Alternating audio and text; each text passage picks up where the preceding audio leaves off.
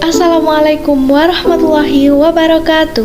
Perkenalkan, nama saya Iin Nurinda Rahmawati dengan NIM 200103110039, mahasiswi semester 3 jurusan Pendidikan Guru Madrasah Ibtidaiyah, Fakultas Ilmu Tarbiyah dan Keguruan, Universitas Islam Negeri Maulana Malik Ibrahim Malang. Perkenalkan, nama saya Elvita Dianita dengan nomor induk mahasiswa 200103110074. Saya dari kelas International Class Program, jurusan Pendidikan Guru Madrasah Ibtidaiyah, Fakultas Ilmu Tarbiyah dan Keguruan, Universitas Islam Negeri Maulana Malik Ibrahim Malang. Di sini kami dari kelompok 2 akan menjelaskan tentang hakikat pembelajaran berbicara. Selamat menyaksikan. Nah, yang pertama adalah hakikat pembelajaran berbicara. Mari kita kupas satu persatu. Yang pertama adalah pembelajaran. Pembelajaran secara sederhana bisa disebut dengan proses belajar mengajar. Sedangkan secara rinci, pembelajaran ialah pengalaman yang dialami murid dalam proses menguasai kompetensi dasar pembelajaran. Sedangkan berbicara merupakan suatu aspek keterampilan berbahasa yang produktif, karena dalam perwujudannya menghasilkan berbagai gagasan yang dapat digunakan untuk berkomunikasi dalam bentuk lisan.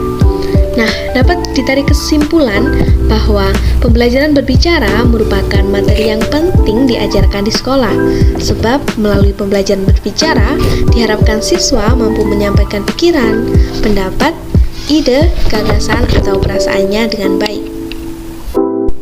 Yang selanjutnya adalah karakteristik pembelajaran berbicara.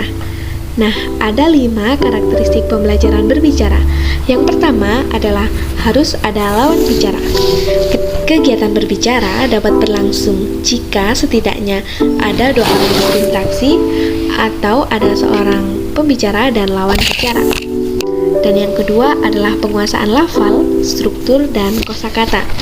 Di sini maksudnya adalah kita dapat menguasai dan juga memahami dalam menggunakan kata-kata yang terdapat dalam suatu bahasa. Yang ketiga ada tema atau topik yang sedang dibicarakan. Nah, ketika berbicara pasti ada tema atau topik yang sedang kita bahas, bukan? Seperti contohnya, saya bertanya kepada si A, "Si A, kamu sedang apa?" Dan si A menjawab, "Saya sedang makan." Lalu saya bertanya lagi, "Apa yang kamu makan?" Dan berlangsung seperti itu. Dan yang selanjutnya ada informasi yang ingin disampaikan atau ditanyakan. Seperti contoh sebelumnya, ada informasi yang ingin saya tahu dari si A, dan juga saya menanyakan informasi tersebut. Lalu yang terakhir, memperhatikan situasi dan konteks. Yang selanjutnya adalah kriteria pemilihan bahan pembelajaran berbicara. Pemilihan bahan pembelajaran berbicara bergantung pada jenis keterampilan berbicara yang akan dikembangkan dalam diri siswa. Kegiatan pembelajaran berbicara meliputi menyapa, memperkenalkan diri, bertanya dan menjawab, bercerita, berpendapat, dan lain sebagainya. Nah, berikut adalah kriteria pemilihan bahan atau materi pembelajaran. Yang pertama, sesuai dengan jenis keterampilan berbicara yang akan dilatihkan. Bervariasi, sehingga siswa mendapatkan pengalaman belajar yang beragam. Dapat mengembangkan kosakata, sehingga keterampilan berbicara tidak membosankan. Memberikan contoh ketepatan ucapan, pronunsiasi, dan intonasi sehingga siswa mampu berbicara dengan jelas. Dapat mengembangkan wawasan yang lebih luas. Topik kegiatan berbicara harus aktual, yakni yang tengah menjadi sorotan publik. Bahan pembicaraan diorganisasi secara sistematis dengan mengikuti prinsip-prinsip pembelajaran, seperti dari yang mudah ke yang sulit, dari dekat ke yang jauh, dari yang dikenal ke yang tidak dikenal, dan dari yang sederhana ke yang kompleks. Selanjutnya adalah kegiatan pembelajaran dikemas yang menarik dan juga dilakukan di luar kelas. Pembelajaran tidak selalu dibatasi dengan dinding kelas ya, dan menggunakan metode dan teknik yang dapat menumbuhkan minat siswa belajar dan tertarik dengan pembelajaran bahasa. Dan yang terakhir, memilih sumber dan media pembelajaran yang dapat menumbuhkan pikiran-pikiran kritis dan kreatif. Pemilihan materi pembelajaran berbicara harusnya sesuai dengan butir-butir materi yang telah digariskan dengan standar isi. Selain itu, pemilihan materi juga disesuaikan dengan tingkat kelas, keadaan siswa, situasi dan kondisi yang melingkupinya, serta kompetensi dasar yang harus dicapai pada setiap tingkat. Nah, lalu apa sih yang dimaksud dengan menyesuaikan situasi dan kondisi siswa itu sendiri? Nah, materi pembelajaran itu harusnya disesuaikan dengan situasi dan kondisi siswa. Contohnya misal, jangan sampai siswa yang rumah neneknya dekat dengan rumah siswa tersebut diminta untuk bercerita berlibur di rumah nenek. Siswa tersebut akan bingung bagaimana dia akan bercerita karena setiap hari dia berlibur di rumah neneknya tersebut. Nah, demikian juga dengan materi-materi yang lain, harusnya disesuaikan dengan kondisi yang melingkupi siswa. Semua materi berbicara harus diintegrasikan dengan keterampilan menyimak, membaca, dan menulis, serta kebahasaan dan kesastraan. Dan yang keempat adalah metode pembelajaran berbicara. Metode pembelajaran adalah cara menyampaikan pembelajaran kepada siswa. Nah, dalam pembelajaran berbicara harusnya berorientasi pada aspek penggunaan bahasa, bukan pada aturan pemakaiannya. Metode pengajaran yang selama ini kita ketahui adalah ceramah, tanya jawab, diskusi, dan lain sebagainya.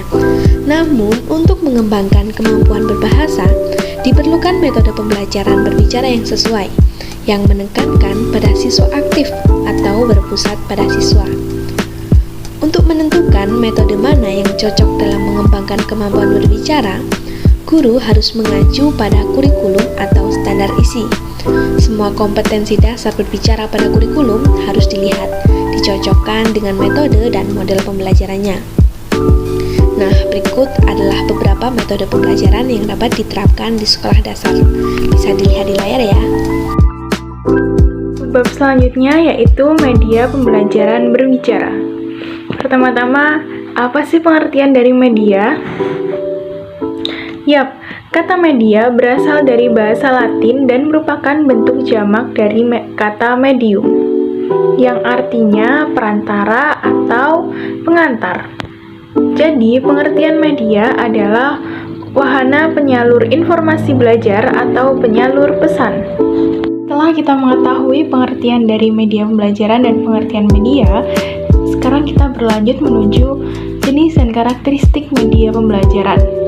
Jadi, menurut para ahli, itu jenis dan karakteristik media pembelajaran ada 7, dan kita telah mengerucutkannya menjadi 5 jenis media pembelajaran. Yang pertama yaitu media visual.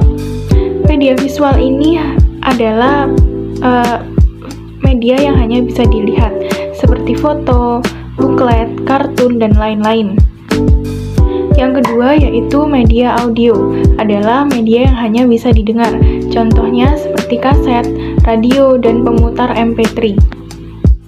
Selanjutnya, yang ketiga yaitu media audiovisual, adalah media yang bisa didengar dan juga bisa dilihat. Contohnya seperti film bersuara, video, televisi, dan lain-lain. Yang keempat yaitu multimedia, adalah media yang menyajikan lengkap seluruh unsur media. Ada suara, animasi, video, grafis, dan film. Dan multimedia ini sering disamakan dengan komputer, internet, dan pembelajaran berbasis komputer atau CBI. Materi yang selanjutnya yaitu sumber belajar. Sumber belajar adalah segala sesuatu yang ada di sekitar lingkungan kegiatan belajar yang dapat digunakan untuk optimalisasi hasil belajar.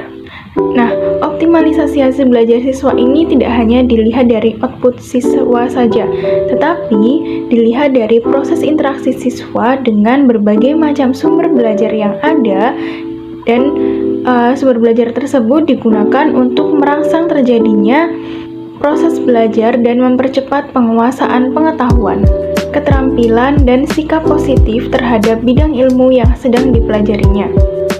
Pemanfaatan sumber belajar ini dapat dibagi menjadi dua, yaitu sumber belajar yang sengaja dirancang untuk pembelajaran atau by design, dan sumber belajar yang dapat langsung digunakan yang berada di lingkungan tempat kegiatan belajar dan secara tidak khusus dirancang untuk pembelajaran atau biasa disebut by utilization. Subbab selanjutnya dan yang terakhir adalah kriteria penilaian pembelajaran berbicara. Nah, pada subbab ini terdapat dua jenis penilaian yang digunakan dalam pembelajaran berbicara, yaitu penilaian proses dan penilaian akhir atau hasil. Penilaian proses itu dilakukan selama kegiatan belajar mengajar berlangsung untuk menilai sikap peserta didik di dalam kelas. Contohnya, sikap dalam berdoa dan lain-lain. Sedangkan penilaian hasil itu dilakukan berdasarkan unjuk kerja yang dilakukan siswa dan mempresentasikannya secara individual atau berkelompok. Dalam melakukan penilaian kemampuan berbicara, guru dituntut untuk membiasakan peserta didik untuk menghasilkan bahasa dan mengemukakan gagasannya melalui bahasa yang telah dipelajarinya. Jadi, dengan kata lain, penilaian kemampuan berbicara ini harus dilakukan dengan praktik berbicara. Contoh dari model penilaian berbicara bisa menggunakan pembicaraan melalui gambar, yaitu dengan cara pemberian pertanyaan dan bercerita. Yang kedua, wawancara. Yang ketiga, bercerita. Yang keempat, berpidato. Yang kelima, berdiskusi. Dan yang keenam adalah bermain peran. Media yang kelima dan yang terakhir adalah media realia. Media realia ini adalah media yang terdapat di lingkungan alam. Dan media ini biasanya digunakan dalam bentuk diawetkan atau tidak.